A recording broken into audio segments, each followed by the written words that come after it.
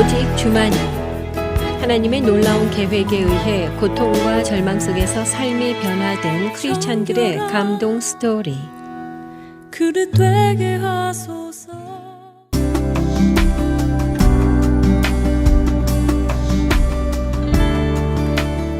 안녕하세요. 춘천 한마음교회 전윤욱입니다. 저는 겉으로 보이는 행위를 중요하게 생각해서 보이는 행위에 따라 사람을 판단하고 규정과 규칙만 따지는 융통성 없고 고지식한 다른 사람의 마음을 전혀 헤아릴 줄 모르는 사람이었습니다. 초등학교 교사로서 학교 현장에서 아이들을 대할 때도 마찬가지였어요. 규칙에 어긋나는 행동을 하면 용납이 안 되었습니다. 그런 제가 부활하신 예수님을 주인으로 모시면서 문제 아이들을 만나도 보이는 행위로만 판단하지 않고 마음을 헤아리고 복음으로 품게 된 간증을 나누고자 합니다. 저는 일남 삼녀의 장남으로 태어나 아들이라는 이유만으로 일단 인정을 받았는데요. 부모님께 순종하고 농사일도 거들어드리고 공부도 곧잘 하니까 주변 사람들에게 칭찬과 인정을 받으며 자랐습니다. 부모님께서 정말 성실하고 부지런하시고 열심히 사셨기 때문에 그런 부모님을 존경하고 저도 그런 삶을 추구했습니다. 그러다 보니 남의 부족하거나 잘못된 행동을 보면 이해가 되지 않았습니다. 예를 들어 누가 아이스크림을 사 먹고 가다가 그냥 바닥에 쓰레기를 버리는 걸 보면 도저히 용납이 안 되고 분이 치밀어 올라 야, 쓰레기 당장 안 줘? 하고 소리 지르고 싶은 걸 겨우 진정시키곤 했죠. 또 사람들이 쌤 또는 질가마삼 이런 어휘가 맞지 않는 말을 하는 것도 매우 불쾌하게 생각했는데요. 왜냐하면 위대하고 아름다운 우리 한글을 망치는 행위라고 생각했기 때문이죠. 빨간 신호등인데 그냥 지나가는 사람들 보면 아니 왜 신호를 안 지키는 거야? 신호는 지키라고 만들었지 폼으로 만들었나? 하기도 했습니다. 저는 교회도 아주 싫어했는데요.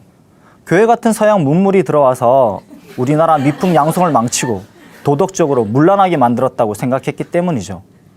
제가 기독교를 얼마나 싫어했냐면요. 중학교 때 도덕 선생님이 종교를 비판하는 책을 읽고 글짓기를 해오라는 숙제를 내신 적이 있었습니다. 저는 별 어려움이 없었어요. 제가 싫어하던 교회에 대해 비판하는 글을 쓰면 되니까요. 그래서 기독교를 비판하는 책을 읽고 타락한 기독교, 타락한 목회자의 모습에 대해 신랄하게 비판했죠. 제가 쓴 글인데도 이거 너무 심한 거 아니야? 할 정도였습니다. 그러다 고3 1학기 말 시험 때가 됐는데요. 고2 때 성적에 2배나 떨어졌는데 성적은 안 올라가고 공부도 하기 싫고 해서 교실에서 엎드려 있었어요. 그때 어디선가 아름다운 종소리가 들려오는데 마음이 너무 평안해서 창을 열고 보니 학교 앞에 있는 교회 종소리였습니다.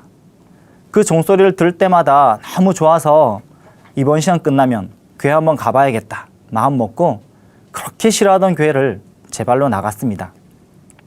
그때 교회 선생님께서 교대를 한번 가보는 게 어때? 하셨는데 저는 고민에 빠졌습니다. 왜냐하면 사내대장부가 초등학교 교사를 하는 것이 왠지 쪼잔해 보였기 때문이죠. 며칠간의 고민 끝에 그 쪼잔하다고 생각하던 교대에 극적으로 원서를 접수해서 교대를 다니게 되고 교회도 선생님이 소개시켜준 한마음교회에 나가게 되었습니다. 어느덧 졸업을 하게 됐는데요. 저는 이왕 군대 가는 거 사병보다는 장교로 가야겠다고 생각하고 ROTC를 지원했습니다. 장교로 병사를 거느리고 통솔하는 것이 아이들을 가르치는 데도 도움이 될 거라 생각했어요. 5년이 넘는 군생활을 마치고 드디어 교사로 첫 발령을 받았습니다. 5년이나 장교로 부하들을 통솔해 봤기 때문에 어린아이들을 가르치는 데는 별 어려움이 없을 거라 생각했어요. 시커먼 병사들만 보다가 아이들을 보니 너무 이쁘게 보였어요. 이런 예쁜 아이들이 제 말을 잘 들을 거라는 기대를 가지고 학교를 갔는데 기대는커녕 첫 체육 수업을 바깥에서 하는데 자기들끼리 장난치고 떠들고 도대체 통제가 안 되는 겁니다. 저는 너무 화가 나서 너희들이 말을 안 들어서 도대체 수업을 못하겠다 하고 체육관 뒤로 가서 머리를 쥐어뜯으며 주저앉아 어찌할 바를 모르고 있었죠. 아이들이 쫄래쫄래 와서는 선생님 죄송해요. 말 잘 들을게요. 할 줄 알았는데 거봐 선생님 화났잖아. 그러면서도 여전히 떠들고 장난치는 아이들을 보며 정말 울고 싶더라고요. 내가 이것밖에 안 되나? 하는 자책감도 들고요. 그 다음부터 말 안 듣는 아이들을 군대식으로 엎드려 뻗쳐 기마자세 등에 얼차려를 줘버렸습니다. 문제가 생길 때마다 계속 군대식으로 벌을 주는데 점점 강도를 높이게 되더라고요. 심지어는 의자를 들게도 했습니다. 그런데 그때뿐이고 결국 효과는 별로 없었어요. 옳고 그름, 보이는 것으로 판단하다 보니 아내, 자녀와의 관계도 힘들었는데요. 어느 날 퇴근하고 왔는데 아내는 저를 쳐다보지도 않고 계속 TV만 보고 있는 겁니다. 그런데 집안 꼴이 말이 아니었습니다.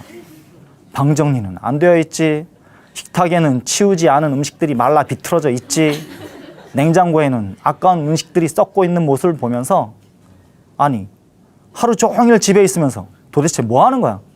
집안 꼴이 이게 뭐야? 왜 아까운 음식을 썩여서 버려? 하니 아내는 차라리 내가 나가서 일할 테니 당신이 집에서 애 셋을 봐요. 하기도 했습니다. 사실 저희 집은 아들만 셋인데 셋 다 만만한 아이들은 아니거든요.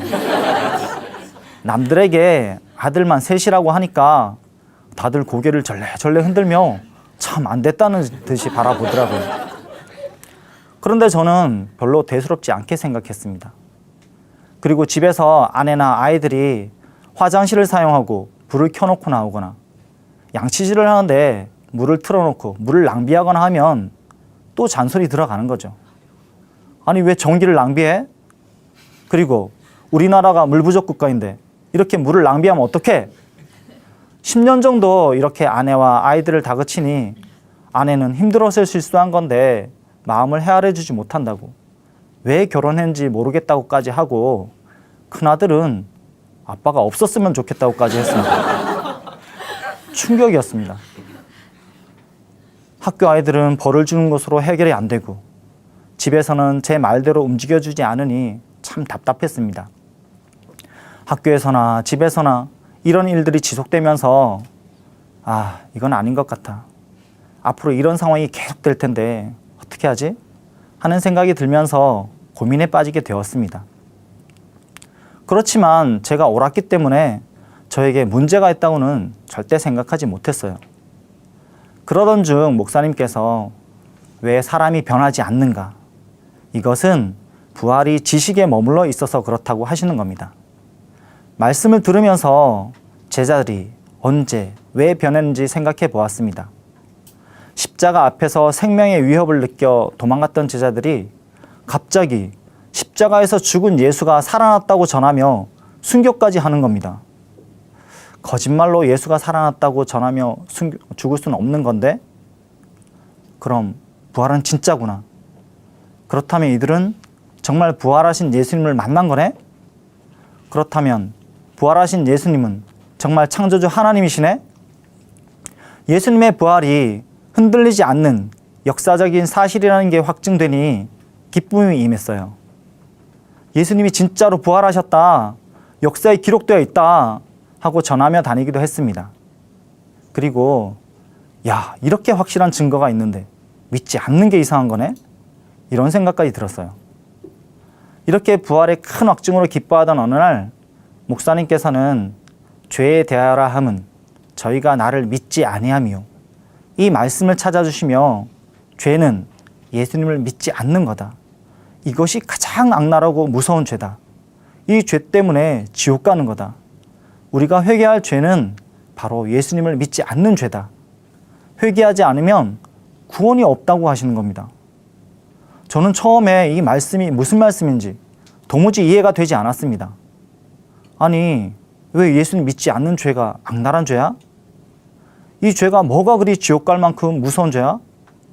세상의 연쇄살인, 부모를 내다버리고 죽이는 폐륜, 강간살인 등 얼마나 악랄하고 무서운 죄가 많은데 아무리 생각해도 예수님 믿지 않는 죄가 지옥 갈 만큼 무서운 죄라는 것이 이해가 되지 않았습니다.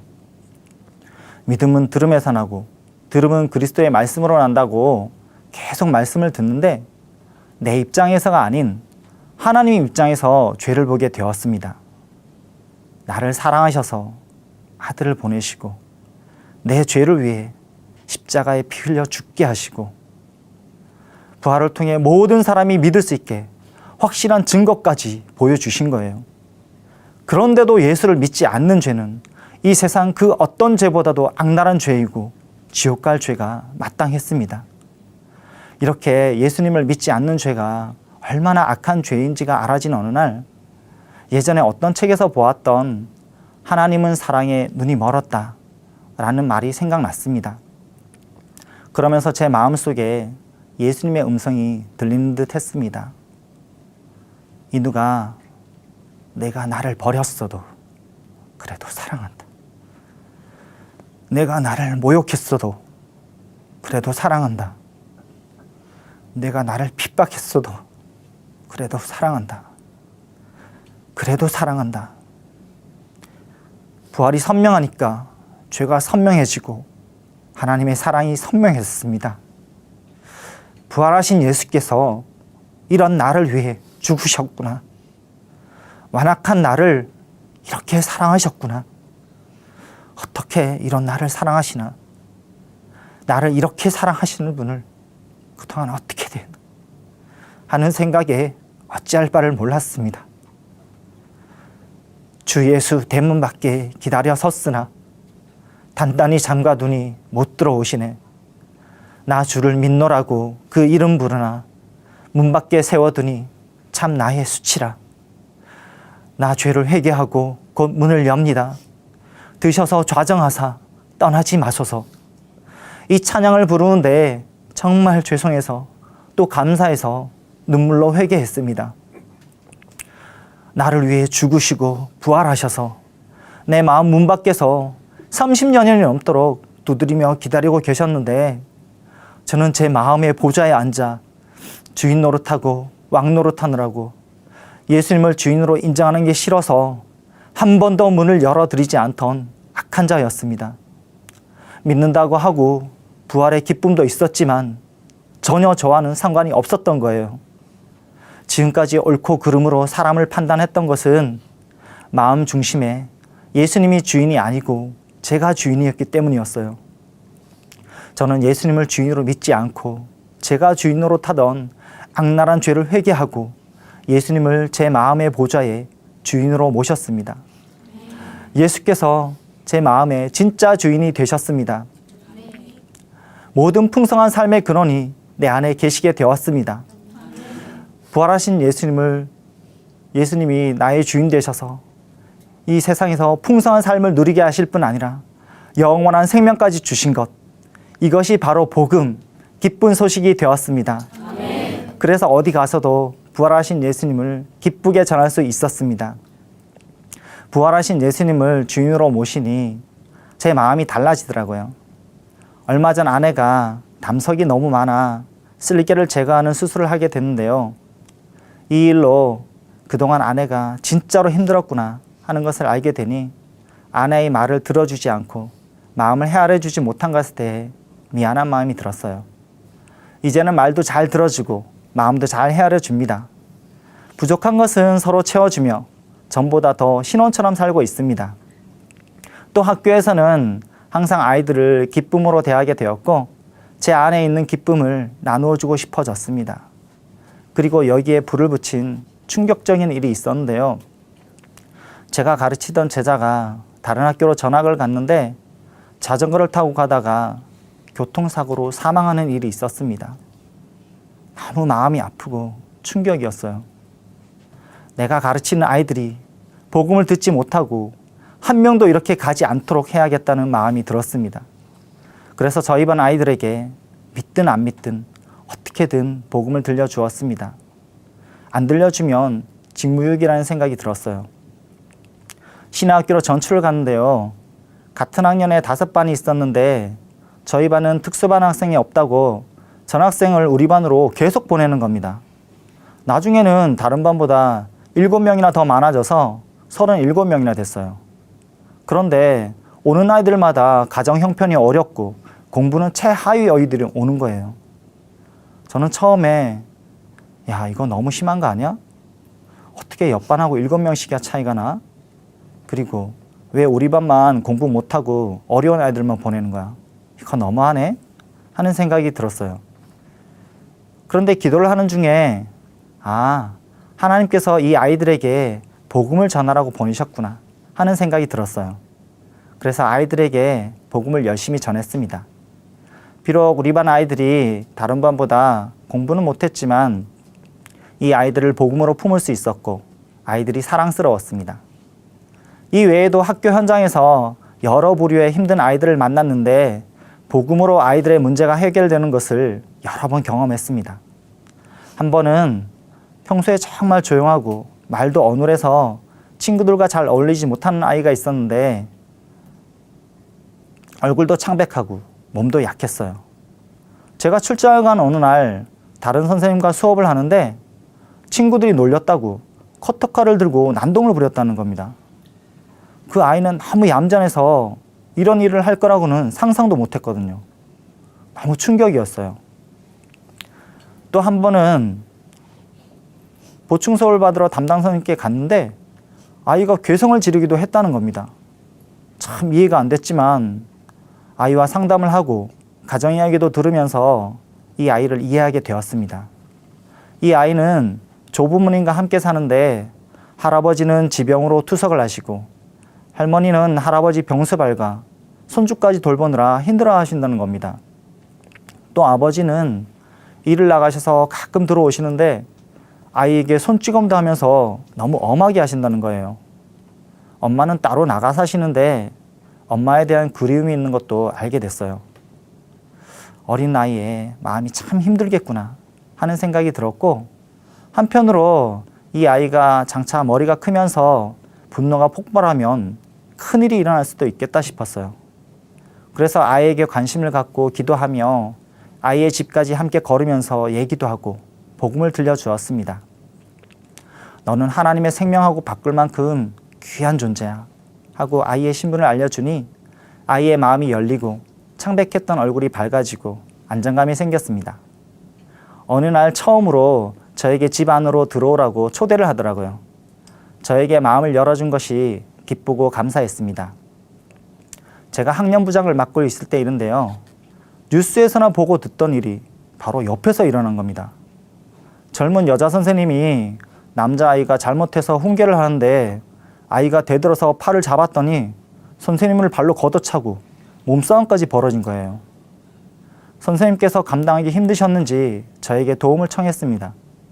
저는 그 아이를 조용한 곳으로 데리고 가서 아이의 마음을 진정시키고는 너가 선생님께 화를 내고 대드는 이유가 뭔지 알아?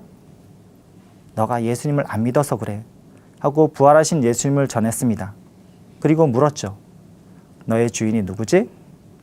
그 아이는 예수님이요 라고 대답했고 잠시 후 교실로 돌아갔습니다. 얼마 후 그 아이 담임 선생님이 오셔서 아이가 저에게 사과도 하고 태도도 달라졌어요. 어떻게 하신 거예요? 하고 물으시더라고요. 저는 단지 복음을 얘기해 준 것밖에 없었습니다.